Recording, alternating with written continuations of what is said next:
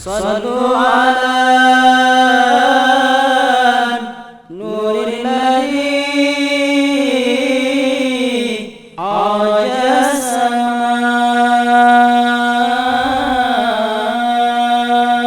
يا فوز من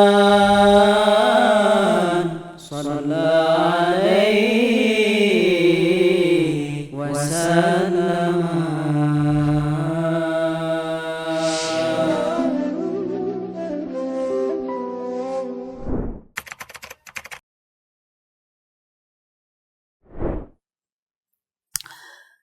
Alhamdulillah, mulailah kita mendengar kisah tentang Mi'raj. Allahumma salli wa sallim alaihi wa ala alihi.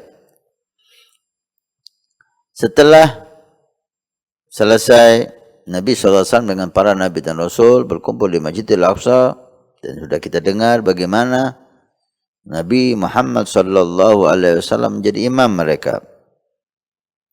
Mulailah perjalanan Mi'raj. Mi'raj adalah perjalanan dimulai dari Masjidil Aqsa sampai ke Sidratul Muntaha dan berjumpa Allah Subhanahu wa taala. Ada dua pendapat di sini. Ada yang mengatakan perjalanan Mi'raj menggunakan sulam, tangga rabbani, tangga maknawi. Naik Nabi SAW ke langit dunia yang pertama, yang kedua, ketiga dan seterusnya. Tidak menggunakan burak. Ada riwayat mengatakan tetap menggunakan burak. Walhasil, baik dengan burak atau dengan tangga maknawi rabbani, yang jelas Nabi Mi'raj. Mulailah Nabi ke langit dunia. Dan Malaikat Jibril yang mendampingi Rasul SAW meminta untuk dibuka langit dunia kepada penjaga. Man hadza, si penjaga mengatakan, siapa yang mengetuk pintu langit? Jibril menjawab, saya Jibril. Wa man ma'ak, kamu bersama siapa itu Jibril? Muhammad, kata Jibril. Wa qad ursila ilai, apakah sudah waktunya Muhammad diutus kepada kami? Naam, gembiralah. Iya, gembira malaikat penjaga langit dunia dan mengatakan marhaban bihi wa ahla, selamat datang, hayyahullah, fa ni'mal maji'ja. Pujian yang begitu indah, sambutan seakan-akan Nabi sudah ditunggu begitu lama kedatangannya. Memang sebab salah satu hikmah kenapa Nabi itu berjumpa Allah harus melalui langit-langit, harus menjumpai para malaikat-malaikat.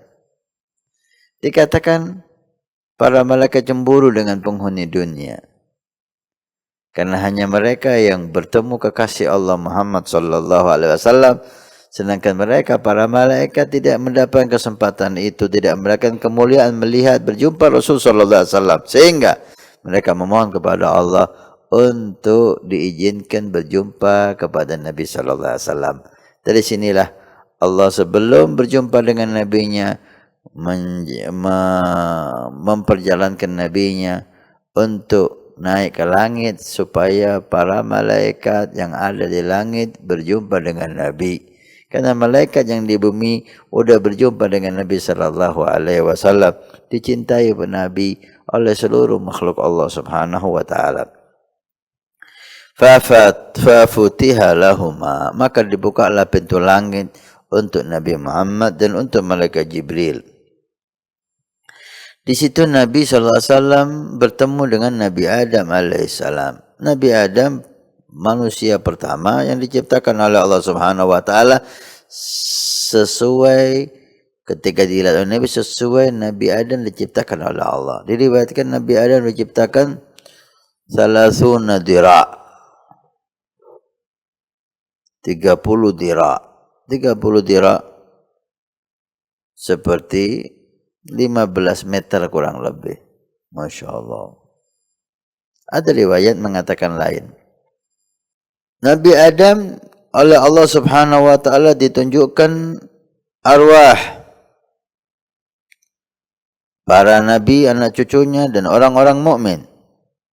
Nabi Adam mengatakan ruhun thayyibatun wa nafsun thayyibatun jalaha fi aliyyin. ruh yang begitu indah, yang mulia, jadikan mereka di tempat yang tinggi. Kemudian ditunjukkan Nabi Adam arwah kufar, ruhnya orang-orang kafir.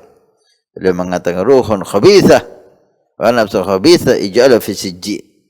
Ruh yang jelek, nafsu yang jelek, jadikan dia dalam neraka. Kemudian Nabi Adam dilihat menoleh ke kanan, ada aswadah, sekelompok ruh yang begitu banyak. Dan ada pintu yang bersambung ke surga. Di sebelah kiri juga seperti itu, ada ruh yang begitu banyak, dan kemudian ada pintu yang menjurus ke neraka Allah Subhanahu wa taala. Setiap beliau menoleh ke kanan, beliau senyum dan bergembira. Jika menoleh ke kiri, beliau sedih dan menangis.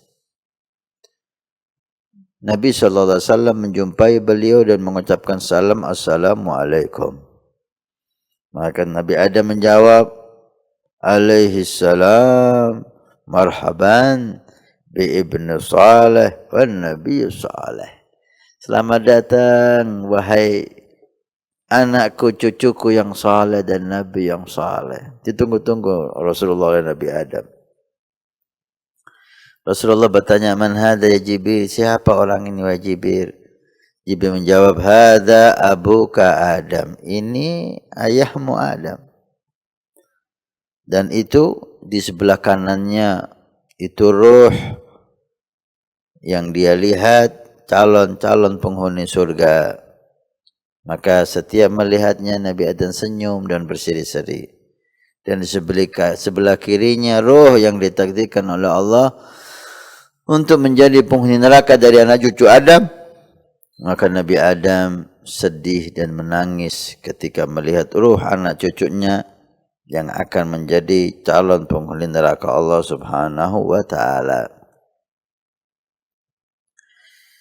Dalam perjalanan langit pertama ke langit kedua, Nabi SAW dalam riwayat berjumpa dengan beberapa kejadian, yang kejadian itu hampir sama dengan kejadian Isra dari Makkah ke Masjidil Aqsa.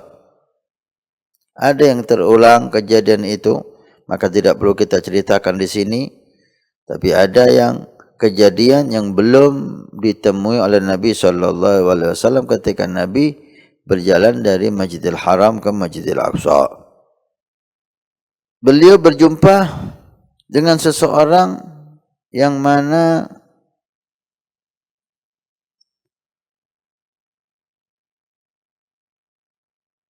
manusia tapi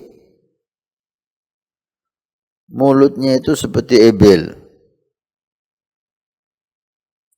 Dan dibukalah mulutnya begitu besar dan diisi oleh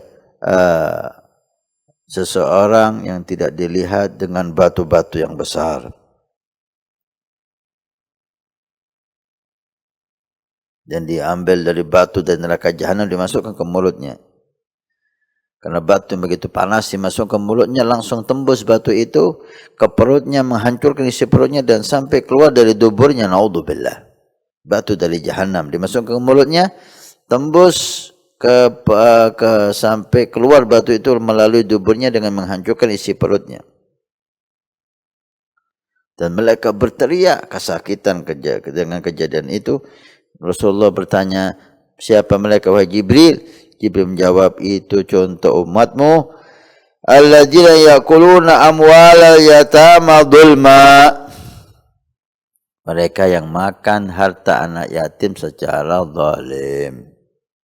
Innama yakuluna fi butunihim nara wa sayaslawna sa'ira. Orang yang makan harta anak yatim secara zulma, mereka hakikatnya memakan api dan nanti di akhirat akan masuk ke api Allah Subhanahu wa taala.